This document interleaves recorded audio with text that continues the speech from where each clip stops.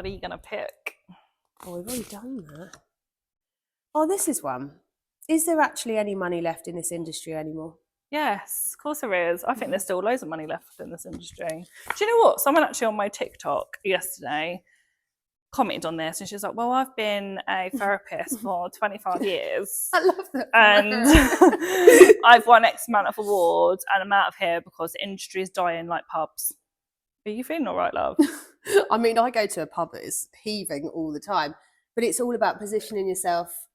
Yeah, like if you carry on doing what you've always done, like you're gonna be outgrown. I mean, we've already said today how our industry is going to be the longest standing through AI. So how is the industry dead? We've going to be the longest standing industry. If our premonitions come true, Kate, they will, mate. They will. But it's there's still definitely money to be had. Just for some reason, people in the UK aren't charging what they should charge. Oh, it's so annoying, isn't it? And I bet you she's there charging £25 an hour. She most probably was, or £15 for setting out at back of a garden. Well, then, yeah, but also we need to know yes, there is money in it, but you need to be strategic. You need to understand how to run your business. You need to understand your costs. You need to have your fingers in many pies and understand lots of different avenues of generating income and not just always do what you've done. There's a few people that are a bit snooty about the industry that are like, I've moved on from the industry because there's just no money left in it. Oh my God, there's so much of that. We've got like loads in the lash industry at the moment. Have you? Yeah, there's loads of people that have come away from lashes because there's no money in it. It's all changed, and they've changed completely different careers. I'm like, do you think this goes along with the world of people working from beaches going, oh, you can charge £200 an hour while you're working, for X amount of money, like work-life balance, but go and travel the world and earn money online? And but how are they earning the money online? Like, I earn money online, so people could say, well, you're one of them people. Yeah, okay, because I do earn a lot of money from my laptop wherever I want in the world. Yeah, but people are leaving industries to have that life, but don't have the skills. The money don't just come in. Like, we can have weeks where we don't take anything if we haven't signed a client. Like, it doesn't work like that. Yeah, it's not as easy as what you see online. Online making money is not as easy as what people think. Yeah, it's the same as podcasts, isn't it? And how many £7 products do you need to sell to make £200? Like, come on now. Yeah, to live a lifestyle, and I get it, but also I think if you're one to say, oh, there's no money left in it, why? Maybe, just maybe, the industry has outgrown you. Yes. Because it is moving now. Like, also the beauty industry especially has been quite stale for quite some time, isn't it? A bit stagnant. Like, it hasn't really changed much. There's not really much innovation. It's kind of just the same thing. But that's changed now. I think that's changing. Yeah, I think it's changed a lot for the skin world already. Absolutely. And I think people are levelling up. Yeah. It's about bloody time, really. I think people are levelling up, and I think people are taking business more seriously in the beauty space. And I think salons don't run the way that used to. Salons don't make the same money that they used to if they run the same way that they used to either. You have to evolve and you have to grow. And you can either evolve and grow, or you can go off and moan about it and leave. Yeah. Leave it to us. Yeah. We're all good with that. We are all good. More business for us. Yes. Right. Yes. Do we want to do another one? There is still money in the industry. I think so. We've been on for 25 minutes. We could grab one more.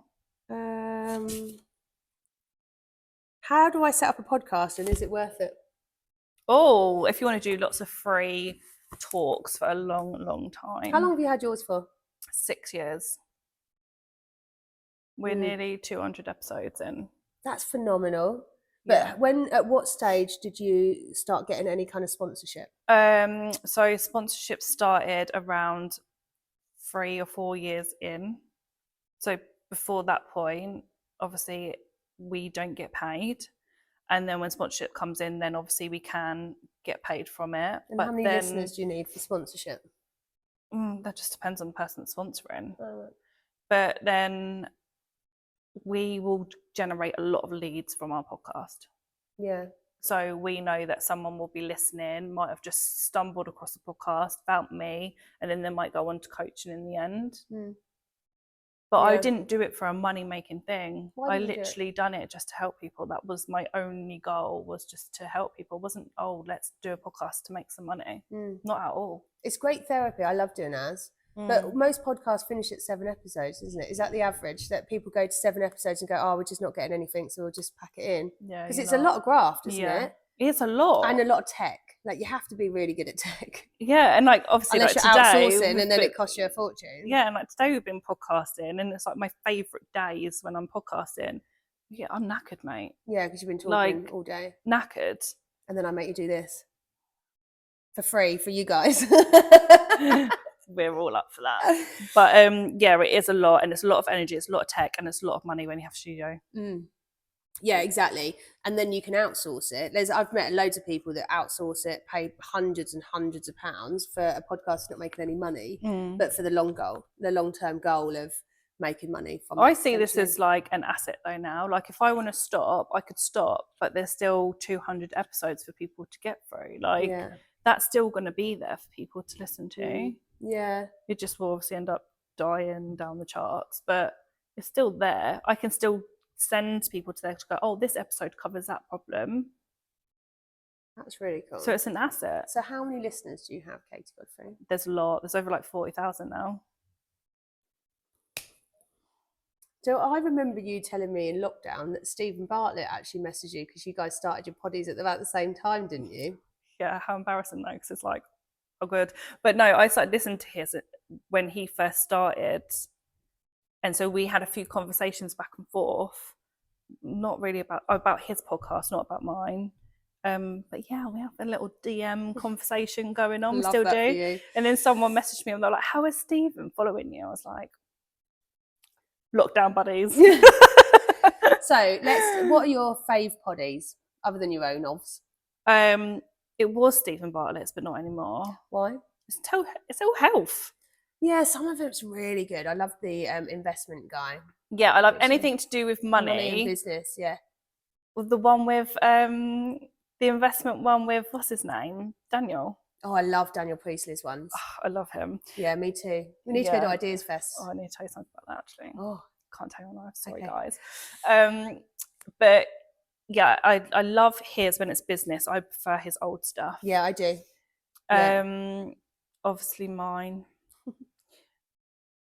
Oh, Rochelle's.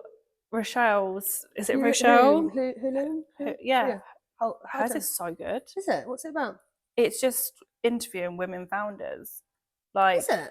It's really good. Oh, I've been binging it. Is that Rochelle? Yeah, Rochelle. Rochelle. So that I really like that. What else? How I Built This. I was gonna say that's my favourite. I love How I Built This. I don't really have any others. I'm a bit of a podcast flicker. Like, if you ain't got my attention in 15 minutes, I'm gone. I'm a podcast flicker. She's so rude, isn't she? Fucking hell, I can't take this girl anywhere. It sounds so dodgy, but so funny. My head is in the gutter all the time. All the time. Podcast flicker. That's going to stick with me. Thanks, mate. But yeah, How I Built This. Oh my God, I love that poddy. I used to really love, what's her name? This is really, really shit because I don't actually remember. Oh my God, what's her name? I've forgotten what it's called now. She's really, really famous, really big. She's really famous. Elizabeth Day, How to Fail. I haven't listened to that one. Yeah. So Elizabeth Day, How to Fail was that was one of my first favourite poddies in lockdown. Before lockdown, maybe she'd done it with Mo Gaudat. Yeah, I love him. So do I. And that was one of his first ones that he done or that I heard of. And he talked about his son, but he talked about his side of his brain, Becky. Have you heard him talk about that? I've heard it, but yeah, I just love the way that his brain works altogether. Yeah, Mo Gaudat, the Soul for Happy, his mission of making, 10 million people happier than they were or something. Yeah, phenomenal guy. And if you can listen to that, Elizabeth Day, How to Fail with Mo Gaudat is great. But going back to the question, what was the question? Is it easy and is it worth it? It's definitely not easy. You have to keep the conversation going as well. You have to be able to be good at interviewing. You need to be quite confident. You need to be able to just chat. And you have to have the time and energy to be able to do that. And also, you need to be good at active listening and understand that you don't just have to fill all the noise, but you have to be interesting enough. Yeah, definitely. But it is good, but it's very time consuming. I've got the Wild Moose one, and we haven't done anything for probably a month, just because we haven't had time. We always said we'd only do it if it fills our love cup and if we've got time and it's not forced. Yeah. But it's still there. I done one with my nan called The Common Fox. Yeah, I love that.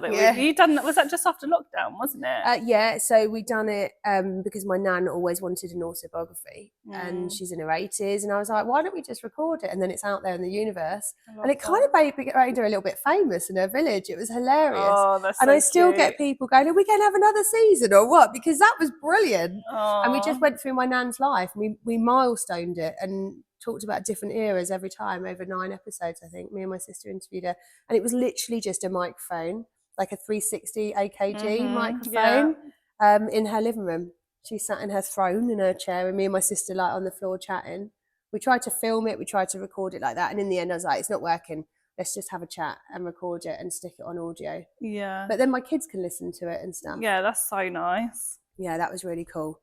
And I will still pay that for the rest of my life. You know, pay to have that hosted. But it's not overly difficult, but it is techie. You need really good equipment, you need a really good mic setup. Especially nowadays, like there's so many podcasts out there. As soon as you turn one on that hasn't got good audio, it's like I can't listen to that; it's hurting my ears. I've listened to one; it's a franchise one, and I love it, but the audio is so shit that it really, I really struggle. Unless I'm wearing headphones, I can't even hear it in my car at full blast properly. Yeah, it has to. And it bothers me. Yeah, so there we go. It's not that easy, but it is worth it, depending on what you're doing it for. The long game, but that's business, right? Yeah, it's great for brand awareness and exposure. Yeah. And also people go, oh, you've got a podcast. Oh, but now everybody's got one, haven't they? Yeah, they have a bit, haven't they? Yeah, he's everywhere. But they have, but it's not like a long-standing thing. Like I think lots of people in the beauty industry have one, but I don't. Yeah, but whether they're good or whether they're getting listeners. Yeah. But if you've got something unique to talk about or share, it's well worth doing. Definitely give it a go. Thanks. Ciao.